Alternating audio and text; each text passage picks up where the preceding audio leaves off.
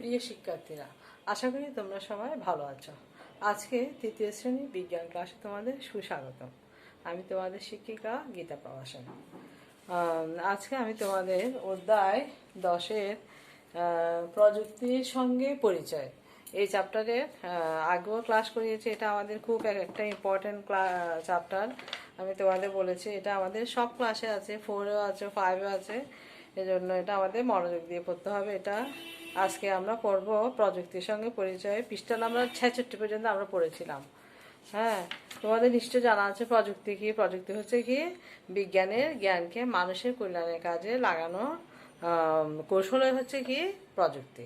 অর্থাৎ যেমন ধরো তোমার বাসায় তোমার অনেক গরম লাগতেছে এখন এই গরম থেকে পরিত্রাণের উপায় কি? এই গরম থেকে পরিত্রাণের উপায় হচ্ছে যে কি একটা ফ্যান লাগাতে হবে অথবা একটা এসি লাগাতে হবে। এগুলো কি আমাদের চিন্তা করতে হবে যে চিন্তা কে করে এগুলো। এগুলো হচ্ছে অর্থাৎ কীভাবে আমাদের গরমটা দূর হবে, একটা ফ্যান লাগে, এটা হচ্ছে বিজ্ঞানী হয়তো চিন্তা করে। আর এটা তৈরি করে কে? প্রযুক্তিবিদ। এই প্রযুক্তি আমাদের যার যার বাসায় অনেক রকমের প্রযুক্তি আছে, অনেক কিছু আছে। যে তাহলে আমরা 66 পৃষ্ঠা পড়েছিলাম ওইটা ওই দিন ক্লাসে যাতায়াত প্রযুক্তি। তারপর তোমার নিয়ে আলোচনা করেছিলাম যাতায়াত প্রযুক্তি কয় ভাগে ভাগ করা যায়? 3 ভাগে। দেখো, যাতায়াত প্রযুক্তি মনে আছে নিশ্চয় তোমাদের। যাতায়াত যাতায়াত প্রযুক্তি এটাকে কয় ভাগে ভাগ করা যায়? 3 ভাগে। কি কি? একটা হচ্ছে স্থলপথ, একটা হচ্ছে জলপথ,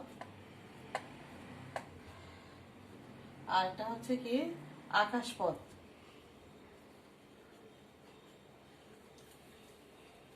তাহলে দেখো, জলপথ, স্থলপথ, আকাশপথ। স্থলপথ কি? যেটা তো আমরা রাস্তাঘাটে মাটির উপর যেটা চলাফেরা করো ওটা হচ্ছে কি স্থলপথ। এটা তোমাদের মনে আছে নিশ্চয়ই। স্থলপথের মধ্যে গরু চলে, ঘোড়া চলে। তারপর আস্তে আস্তে মানুষ যখন চাকা আবিষ্কার করলো, এই ঘোড়ার সাথে একটা গাড়ির মতো করে ওখানে চাকা লাগিয়ে দিয়ে মানুষ আরো দ্রুত চলাচল করা শুরু করলো। তারপর তুমি দেখো, প্রথমে ঘোড়ার গাড়ি গরুর গাড়ি উৎপন্ন হলো। তারপর ইঞ্জিন আবিষ্কার করলো মানুষ। ইঞ্জিন আবিষ্কার করে কি এটা এই ইঞ্জিনটা রেলগাড়ির মধ্যে লাগাই দিল, মোটর গাড়ির মধ্যে লাগাই দিল। এই চাকা এবং ইঞ্জিন আবিষ্কার ফলে মানুষ খুব সহজে দ্রুত এক জায়গা থেকে অন্য জায়গায় চলাচল করতে পারে। এরপরে দেখো, স্থলপথ এটা গেলো। এরপরে কি জলপথ। জলপথে চলাচলের জন্য মানুষ জাহাজ এবং অন্যান্য জলযান কি উদ্ভাবন করেছে। একসময় মানুষ কি ভেলা দিয়ে, অর্থাৎ কলা গাছে ভেলা দিয়ে, নৌকা দিয়ে এক জায়গা থেকে আরেক জায়গায় চলাচল করতো। এরপরে মানুষ বায়ুকে কাজে লাগিয়ে তারপর পালতোলা নৌকা আবিষ্কার করলো। তারপর ইঞ্জিন আবিষ্কার ফলে ওই ইঞ্জিনটা মানুষ জাহাজে লাগিয়ে দিল, তারপর স্পিড বোটে লাগিয়ে দিল, ফেরিতে লাগিয়ে দিল। তারপর পৃথিবী জুড়ে মানুষ এক জায়গা থেকে এক জায়গায় নিজেও চলাচল করতেছে, আবার বিভিন্ন মালামালও আনা নেওয়া করতেছে। এগুলিতে এতটুকু আমরা পড়েছিলাম। কি এখান থেকে প্রশ্ন ছিল কি স্থলপথের সুবিধাসমূহ কি, জলপথের সুবিধাসমূহ কি।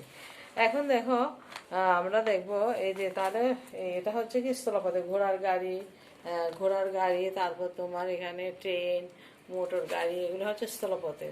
এই দেখো ভেলা, কলা গাছের ভেলা, পালতোলা নৌকা, এগুলো হচ্ছে কি মালবাহী জাহাজ, এগুলো হচ্ছে জলপথে। এখন দেখো এই যে উড়োজাহাজটা হচ্ছে কি উড়োজাহাজ কিসের? এটা হচ্ছে আকাশপথ। এই যে আমি বলেছি এখন আকাশপথের সুবিধা নিয়ে আমরা আলোচনা করব। উড়োজাহাজ এবং হেলিকপ্টার উদ্ভাবন করা হয়েছে আকাশপথে চলাচলের জন্য। আকাশপথে আমরা অল্প সময়ে দূর দূরান্তে যাতায়াত করতে পারি। মানুষ এখন মহাকাশযানের মাধ্যমে চাঁদে যেতে পারে। তাহলে আমরা এখন দেখো, এখানে এই দুইটার তো প্রশ্ন আমরা করেছি, স্থলপথের সুবিধা, জলপথের সুবিধা। এখন আমরা দেখি আকাশপথের সুবিধা সমূহ কি কি। আকাশপথের সুবিধা সমূহ কি কি? কেমন? তাহলে আকাশপথের সুবিধা সমূহ কি কি দেখো। এখানে এই যে উড়োজাহাজ, আকাশপথের সুবিধা অথবা আকাশপথের যানগুলির উদাহরণ দেওয়া বলে কি বলবো? উড়োজাহাজ, তারপর দিতে পারো হেলিকপ্টার, তারপর দিতে পারো মহাকাশযান। উড়োজাহাজ, হেলিকপ্টার এগুলি কোথায় চলে? আকাশপথে চলে। মহাকাশযানটা কোথায়? এই যে মানুষ এখন কি মহাকাশযান দিয়ে কোথায় যায়? চাঁদে যায়। তাইলে আমরা লিখতে পারি কি সুবিধাসমূহ হলো আকাশপথ এমন হেলিকপ্টার উদ্ভাবন করে আকাশপথে চলাচলের জন্য। আকাশপথের হেলিকপ্টার, উড়োজাহাজ এগুলির সাহায্যে মানুষ অল্প সময়ে অনেক দূর দূরান্তে চলে যেতে পারে। আর মানুষ এখন মহাকাশযানের মাধ্যমে কোথায়? চাঁদে যাচ্ছে। এটা হচ্ছে কিসের হয়ে গেল? তাইলে আকাশপথের সুবিধাসমূহ কি কি বলে এটা লিখবে। এখন আমরা দেখি তাহলে আমাদের জীবনে বিভিন্ন ক্ষেত্রে প্রযুক্তি ব্যবহার, আমাদের যাতায়াত, শিক্ষা, কৃষি ইত্যাদি। যাতায়াতের ওটা আমাদের তাহলে পড়া হয়ে গেল কি কি? স্থলপথ, জলপথ, আরেকটা কি? আকাশপথ। এখন আমরা দেখব শিক্ষা। শিক্ষা ক্ষেত্রে আমাদের প্রযুক্তির ব্যবহার। দেখো, প্রাচীনকালে গুহার দেওয়ালে আঁকা চিত্র শিক্ষায় ব্যবহৃত সবচেয়ে পুরানো প্রযুক্তি। তাইলে সবচেয়ে পুরানো প্রযুক্তি কি? মানুষ তখন কি মনে মনে মনে মনে তো মানুষ রাখতো, মনে মনে মানুষ রাখতো, মানুষ মন থেকে বের করে তখন যে কোনো একটা জিনিস, গুহা, গুহা মানে কি? মাটির নিচে গর্ত, ওই গুহার দেওয়ালের মধ্যে বিভিন্ন কিছু এঁকে রাখতো, লিখে রাখতো। এটা হচ্ছে সবচেয়ে পুরানো প্রযুক্তি। এরপর মানুষ কাগজ উদ্ভাবন করলো। এরপরে মানুষ কাগজ আবিষ্কার করলো, কাগজের উপর তথ্য ও জ্ঞানের বিষয় লিখে রাখতে শুরু করলো। তারপর কাগজ আবিষ্কারের পর মানুষ বিভিন্ন রকমের তথ্য, তারপর তার বিভিন্ন জ্ঞান যা কিছু জানে মানুষ ওগুলি কাগজে লিখে রাখা শুরু করলো। এরপর ছাপার জন্য মুদ্রণ যন্ত্র আবিষ্কার হলো। হ্যাঁ, বিভিন্ন ছাপার কাজে যে তোমরা বইপত্র পড়তেছ, এগুলোর জন্য, এগুলো তো এমনি এমনি তৈরি হয় না, এগুলো মুদ্রণ যন্ত্রের মাধ্যমে প্রিন্ট করা হয়।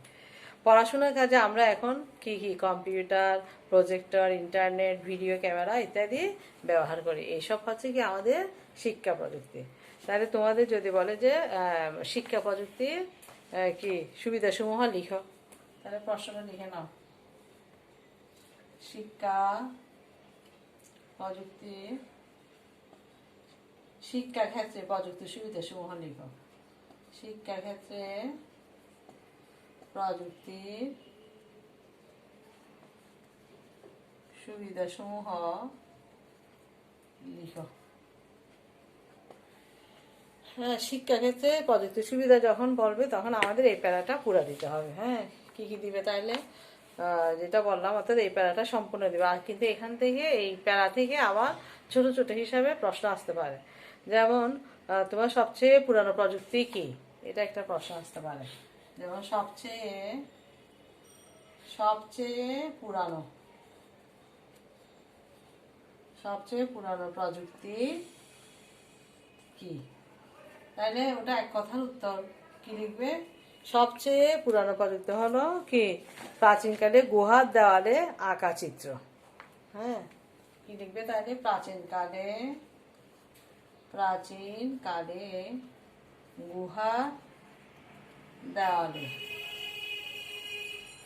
আঁকা চিত্র। এটা হচ্ছে সবচেয়ে পুরানো প্রযুক্তি। অর্থাৎ অনেক অনেক আগে মানুষ কি, তখন খাতা ছিল না, কোনো মুদ্রণ যন্ত্র ছিল না। তখন মানুষ কি করতো? তার মনের ভাবটা, গুহা মানে কি? মাটির নিচে গর্ত করে ওখানে গুহার দেওয়ালে বিভিন্ন চিত্রগুলি এঁকে রাখতো, বিভিন্ন কথাগুলি লিখে রাখতো। এই জন্য এটাকে বলা হয় সবচেয়ে পুরানো প্রযুক্তি হচ্ছে গুহার দেওয়ালে আঁকা চিত্র। আচ্ছা, এরপরে মানুষ আস্তে আস্তে কি আবিষ্কার করলো? কাগজ। কাগজ আবিষ্কারের ফলে মানুষ তার নিজের মনের ভাব, নিজের মনের কথা, বিভিন্ন তথ্য ওই কাগজের মধ্যে কি আস্তে আস্তে লিখে রাখতেছে। এরপরে এটার পরে আবিষ্কার হলো কি? ছাপার জন্য বিভিন্ন মুদ্রণ যন্ত্র। এই মুদ্রণ যন্ত্র আবিষ্কার করার ফলে কি? বিভিন্ন বই, এই যে তোমরা এত গল্পের বই, নিজের স্কুলের বই, পাঠ্যপুস্তক কি, এগুলো মুদ্রণ যন্ত্র আবিষ্কারের সুফল। হ্যাঁ, তারপর এখন আছে কি? পড়াশোনার কাজে আমরা এখন কি কি কি প্রযুক্তি ব্যবহার করে থাকি। তাহলে এটা লিখো।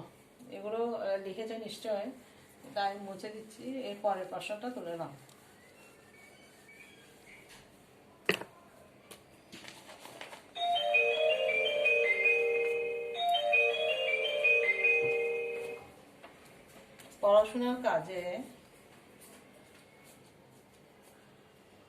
পড়াশোনার কাজে প্রযুক্তি সমূহ কি কি?